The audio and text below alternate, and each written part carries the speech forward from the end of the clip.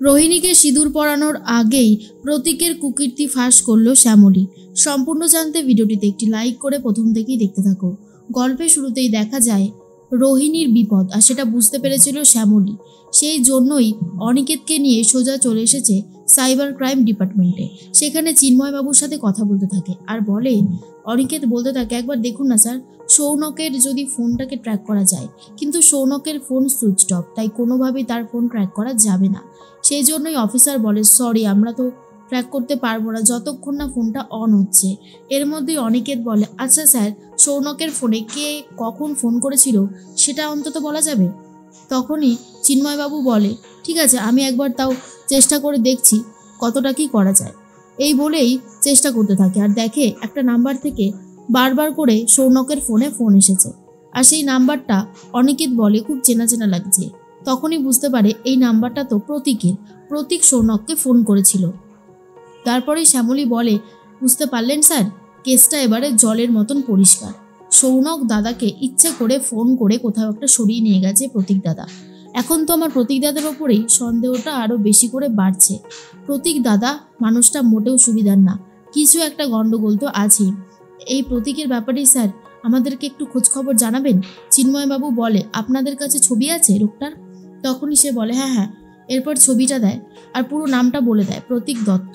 তারপরে খোঁজখবর শুরু হয়।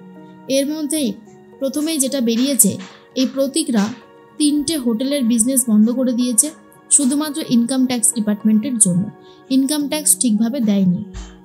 তারপরে তখনই প্রতীকের এই কুকীর্তি শোনার পর শ্যামলী বলে, বুঝতে পারলেন স্যার কোথায় গন্ডগোলটা হচ্ছে? এবারে কিন্তু আমার কাছে পুরোটাই স্পষ্ট। এই জন্যই প্রতীক দাদার বাবা গ্রেট বেঙ্গল ক্যাটাটারের বিজনেসটা নিয়ে ভীষণ সচেতন। ওই জন্যই বারবার দুটো কথা বললে তার মধ্যে একটা কথা এই ক্যাটাটারের বিজনেসটা নিয়েই থাকে। আমি এতক্ষণে বুঝতে পেরেছি ওরা বাবা আর ছেলে চাইছে রোহিণী দিদিকে হাত করে এই বাড়ির বিজনেসটাকে হাতিয়ে নেবে। অনিকেত বলে, কি বলছেন শ্যামলী, আপনি শিওর? শ্যামলী তখন বলে, শিওর না হয়ে আর কোথায় যাবো স্যার বলুন? আমার কাছে পুরো বিষয়টা জলের মতন স্পষ্ট, আর কোনো দ্বন্দ্ব নেই এখানে। তার মধ্যেই আরও অনেক কিছু চেক করতে শুরু করে আর বলে, উনি কি নেদারল্যান্ডের একটা ইউনিভার্সিটিতে পড়াশোনা করতে গেছিলেন? এরপরে সে ইউনিভার্সিটিতে ফোন করে খোঁজ নেয় আর জানতে পারে সেখানেও টাকা পয়সা জনিত ঝামেলায় আটকে গেছিল, এমনকি জেলও কেটেছে। তারপর অবশ্য সেখানকার পুলিশের টাকা পয়সা মিটিয়ে দিয়ে এখন এখানে ফিরে এসেছে। পুরো লোক পুরোটাই জালিয়াতি লোকটার, বুঝতে পারছেন তো ম্যাডাম? শ্যামলী বলে, হ্যাঁ পুরোটাই বুঝতে পেরে গেছি। এরপরেই শ্যামলী একটা প্রমাণ নিয়ে নেয় আর বলেই ওখান থেকে বেরিয়ে যায়। তখনই অনিকেত বলে, শ্যামলী, আমার তো খুব কষ্ট হচ্ছে, আমার বোনটায় কাদের পাল্লায় পড়লো বলো তো, আমার তো ভালোই লাগছে না। শ্যামলী বলে, স্যার আপনার ফোনটা একবার দেবেন, প্রিয়া দিদিকে ফোন করব। এই বলেই প্রিয়াকে ফোন করেছে। প্রিয়া তখন বলে, এই শ্যামলী, তুমি কোথায় গো? তোমাকে না দেখতে পেরে আমি খুব চিন্তা করছি, বলছি তাড়াতাড়ি এসো না, রোহিণী বলছে। আর প্রিয়া তখন বলে, হ্যাঁ রে শ্যামলীদি, আমি তো একা একা সামলাতে পারছি না।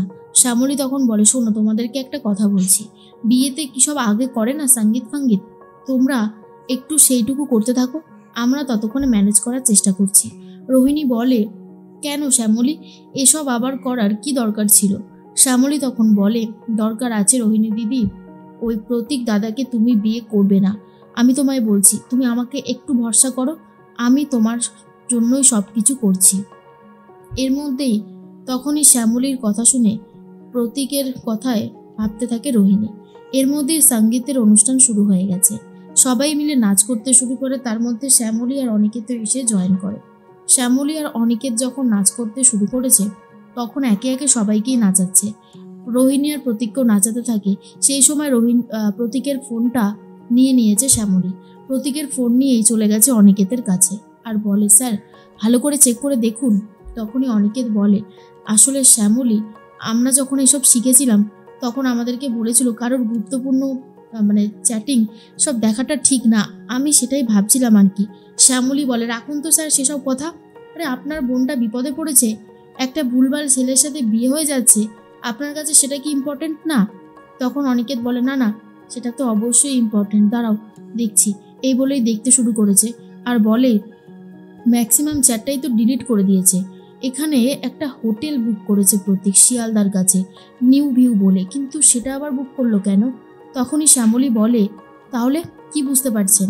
অনিকেত বলে, আমার মনে হচ্ছে ওই সৌনককে ওই হোটেলেই রেখেছে, না হলে কলকাতাতে থেকে শিয়ালদাতে হোটেল বুক করতে যাবে কেন, তাই না? অনিকেতের কথা শুনে শ্যামলী বলে, স্যার সময় নষ্ট করা যাবে না, তাহলে চলুন আমরা সেখানে যাই। অনিকেত বলে, হ্যাঁ হ্যাঁ চলুন। এই বলেই দুজন মিলে বেরিয়ে পড়েছে।